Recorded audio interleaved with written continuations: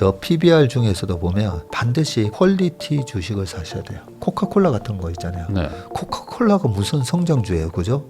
그냥 배당주예요. 5년 지나도 코카콜라 마실 거고 10년 지나도 코카콜라 마실 거니까. 그래서 워런 버핏이 장기 투자 하셨잖아요. 우리나라에도 그런 기업이 있어요.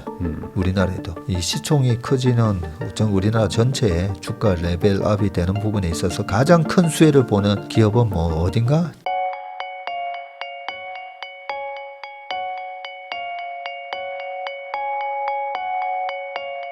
박세익 대표님하고 얘기 나누고 있는데요. 그러면 아까 그 얘기는 해주셨는데 한 4,000포인트 간다고 얘기해 주신 거 이제 상법 개정 얘기하시면서 그때 그 저 PBR 주가 앞으로 좀 좋아질 것이다. 이렇게 좀 단순하면 이해가 쉬울 건지 아니면 그거랑은 약간 뭐 더 추가적인 내용이 더 있는 건지 단순 저 PBR이라고 해서 다 오르는 것도 아닐 거잖아요. 네. 근데 그동안은 왜 안 됐을까? 네. 상법 개정이 사실은 그렇게 제 382조에다가 이사의 충실 의무 거기다가 꼭 주주에 대한 충실 의무 안 넣어도 돼요. 왜냐하면 네. 그거는 당연히 그래야 되는 거니까. 그거는 우리가 편의점이나 상점에 가서 도둑질을 하면 안 돼라는 거랑 똑같은 거예요. 그런데 우리가 꼭 그 법에다가 뭐 편의점에 들어가서는 도둑질하면 안 되고 옷가게 가서도 안 되고 구두방에 가서 구두 훔치면 안 되고 그거 다 써야 되는 거 아니잖아요. 네.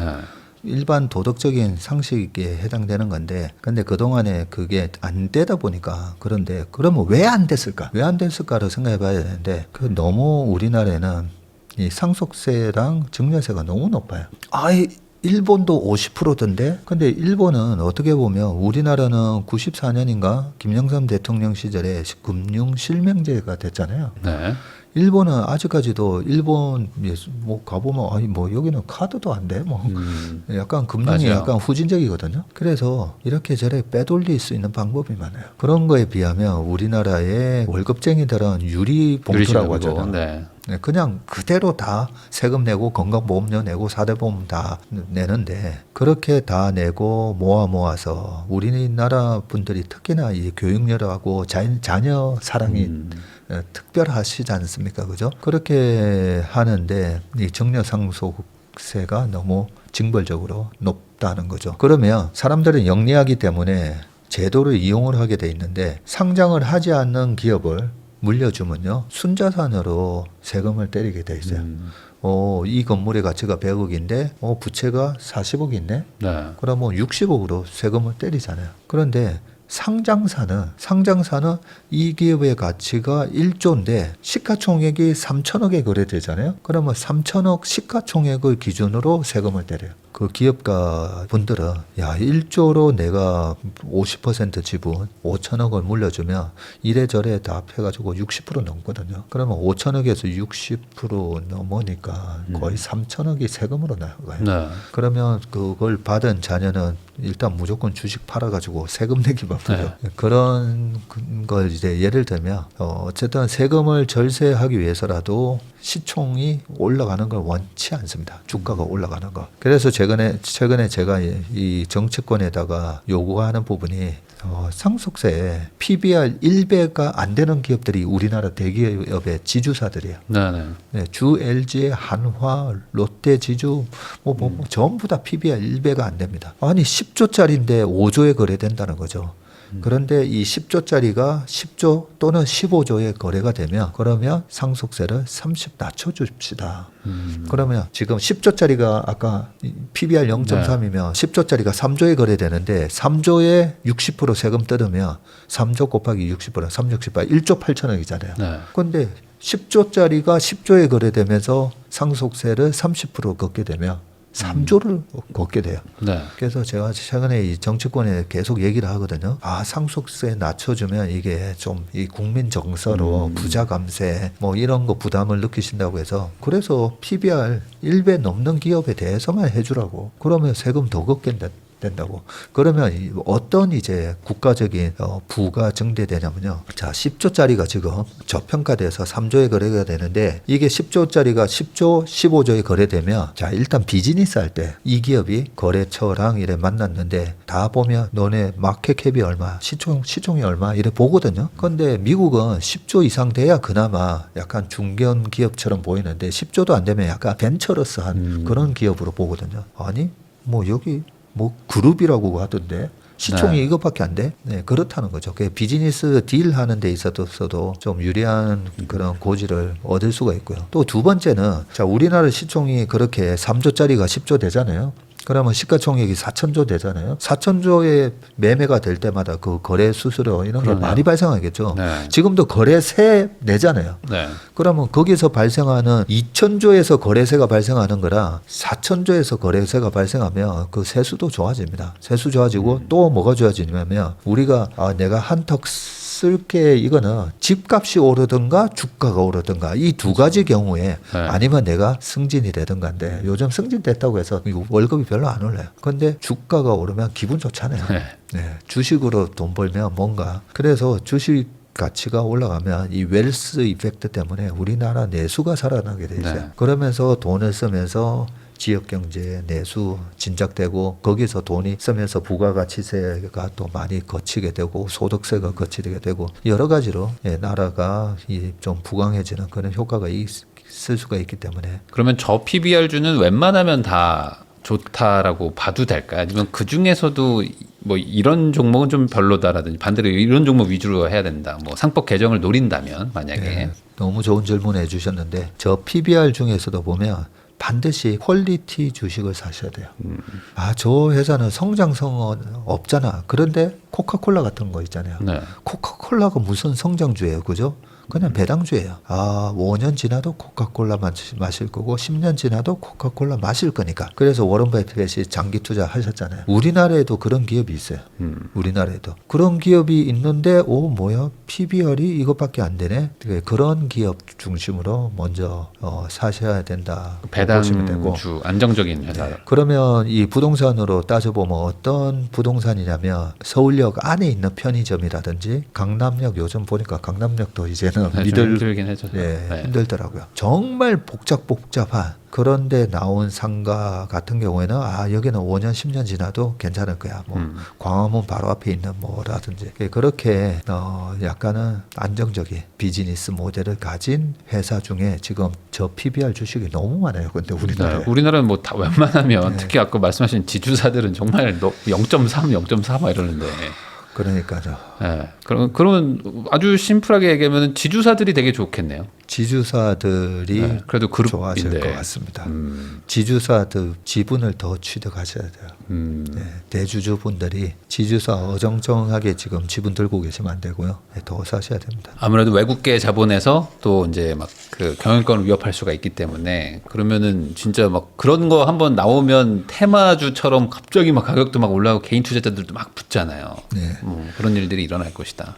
또 하나 좀 오해를 하시는 분들이 계셔서 상법 개정에 의해서 아까 외국인 지분율이 늘어나면 우리 기업들 다 외국한테 뭐 다 뺏기는 거 아니냐 그렇게 또 생각하시는 분들이 좀 계시기 때문에 하나 더 말씀을 드리면 그러니까 외국인이 들어오기 전에 하여튼 우리가 많이 사놔야 됩니다. 우리나라가 많이 사놔야 되고요. 자, 상법 개정에서 이 주주에 대한 충실 의무가 왜 필요한지에 대해서 제가 다시 한번 말씀드리면 우리 정 대표님께서 법인을 만드셨고 그런데 내가 이것저것 할 일이 많아서 아니면 무슨 자선 활동을 해야 되고 여러 활동을 많아서 이 법인을 그냥 전문 경영인한테 맡기고 싶어. 네. 사실 그러고 싶죠. 그럴 수 그렇죠. 있으면. 나보다도 더 잘할 수 있는 사람이 있으면 그럼 당연히 하고 싶죠. 하고 싶잖아요. 네. 맡겨놨는데 뭐가 걱정일 수 있냐면 그 법인을 정말 잘 키워주면 되는데 혹시나 나쁜 짓 할까봐. 그렇죠? 네. 네. 혹시나 회사 돈을 가지고 아니면 회사 돈을 가지고 맨날 골프 치러 다니고 너무 사적으로 하면 어떡하나. 이런 걱정이 들 거다. 그죠? 그래서 주주에 대한 충실 의무가 미국이나 영국이나 독일이나는 정착돼 있는 거예요. 네. 자본주의잖아요. 걔네들은 자본주의 300년 이상 하면서 이 자본가들이 자본으로 회사를 지배하고 싶은데 자본가들은 자본으로 주식으로 지배하는 거지 가서 경영은 하기 싫거든. 그렇죠. 뭐 잘하는지 막 서로 뒤지고 이런 거 싫잖아요. 싫죠. 네. 저도 제가 예전에 CIO로 있을 때라 지금 채슬리 투자자문의 대표이사 및 전무이사로 해서 회사를 경영하는 거라 너무 힘들어요. 너무 힘들어서 저는 저를 대신할 수 있는 사람이 있으면 다 맡기고 싶어요. 그런데 그 사람이 정말 충실하게 하고 그래서 이거는 대주주들이 주주의 충실 의무, 주주에 대한 충실 의무를 늦차고 해야 되는 거예요. 근데 우리나라 지금 반대잖아요. 네. 그 왜 반대일까요? 그러니까 그거를 하면은 이제 상대적으로 손실을 보는 거죠. 어디서든지 네. 뭔가. 지금은 대주주가 회사를 경영하면서 그러면 나쁜 짓을 했나? 네. 네. 그런 생각이 드는 거죠. 나 나쁜 짓을 하니까 그 충실 의무를 넣는 거를 꺼리나? 약간 그렇게 오해를 할 수가 있잖아요. 그죠? 근데 저는 우리나라 대기업들도 3세 경영, 4세 경영 이렇게 내려가면 우리 요즘 MZ 세대들도 그렇고 할아버지가 일군 기업을 손자들이, 손녀들이 이렇게 물려받기 싫어하는 부분들도 있거든요. 그러면 대주주로 남으면 돼요. 그 네. 대신 누가 경영 잘해? 유통은 누가 제일 잘해? 전문 경영인 데려와서 앉히고 하지만 상법에 주주에 대한 충실 의무가 있기 때문에 안전장치가 되는 거예요. 그게 우리가 상법 개정에 대해서는 그렇게 보셔야 돼요. 주주에 대한 충실 의무를 넣으면 우리나라 뭐 기업들이 다 외국에 의해서 뭐 장악이 되고 그런 게 아니라 주주에 대한 충실 의무가 그동안에 당연히 했어야 될 일을 하지 못한 부분을 갖다가 하라고 하는 장치가 되면서 크게 밸류업이 되는 그런 모멘텀이 생겼다라고 생각합니다. 그러면은 증권 쪽은 상법 개정으로 인한 그 저 PBR 뭐 이것도 혜택도 받지만 어쨌든 주가가 올라가면 증권주들도 좋아지는 거죠. 그 자체로도. 주가가 올라가면 예전에 한 2, 3년 전에 막 공매도 이런 걸로 많은 분들이 좀 또 오해를 하고 계시는 게 증권사들이 뭐 공매도로 뭐 돈을 번다? 돈을 찔끔 벌어요. 근데 그 증권사들이 버는 그 큰 수입원은 일단 매매 수수료, 브로커리지. 두 번째는 신용 대출이죠. 신용 대출. 그래서 신용 이자가 꽤 높더라고요. 네. 뭐 9%에서 17%. 그 사실 이자놀이 하는 부분이 있어요. 근데 신용 대출로 엄청난 돈을 버는데 이 주가가 2,000조일 때랑 4,000조일 때랑 신용 대출의 규모가 사이즈가 이제 달라질 겁니다. 그런 부분이 있고 그래서 주가가 빠지는 거야. 증권사가 공매도 세력다 하고 결탁해 가지고 우리나라 시장을 2,000포인트에서 1,000포인트 만든다? 그거는 말도 안 되는 소리죠. 그러면 증권주들 다 박살날 겁니다. 이 시총이 커지는 우리나라 전체의 주가 레벨업이 되는 부분에 있어서 가장 큰 수혜를 보는 기업은 뭐 어딘가 증권회사예요. 네. 그리고 최근에 또 증권주가 올라가는 모멘텀 중에 하나는 최근에 계속 이렇게 해외 투자 비중이 늘어나고 있잖아요. 그러니까 단적인 예로 키움증권이 1억을 국내 주식에서 매매하는 투자자에게는 1억에 1,500원을 받아요. 수수료를. 물론 이제 수수료가 뭐 차등화돼서 적용되는 고객들도 있긴 하겠지만 보편적으로 1억에 대해서 1,500원이거든요. 근데 해외 주식을 1억을 매매하잖아요. 25,000원을 받아요. 엄청나네요. 엄청나죠. 네. 그래서 저는 많은 분들이 해외 주식 하러 막 떠나시잖아요. 네. 그러면 저 같은 경우에는 옛날에 우리가 골드러시 때 뭐 청바지 곡괭이 파는 사람들 얘기 많이 하잖아요. 제가 가만 보면 키움증권을 통해 가지고 국내 주식 사고 팔고 신용도 쓰고 뭐 그다음에 미국 가서 투자하겠다고 환전을 해야 돼요. 또 네. 증권사가 환전까지 먹어요. 그래서 1억을 매매해서 25,000원만 생기는 게 아니라 그 1억을 달러로 바꿔주면서 환전 수수료 거기다가 매매 수수료 일어나고 그걸 다시 원화로 바꿀 때 또 환전 수수료 가지고. 그래서 제가 보면 와 옆에서 정말 청바지 겁나게 팔고 있구나. 네, 그런 생각이 들기 때문에 그런 증권회사들이 보면 주인이 있는 회사 거의 뭐 다 주인은 있긴 하지만 지배구조도 좀 취약한 회사들이 많고요. 비즈니스 모델이 아까 네. PBR이 낮다고 해서 제가 다 사면 안 된다고 말씀드렸는데 이 퀄리티 주식에 대한 예를 방금 든 것 중에 하나가 이런 증권주라는 거죠.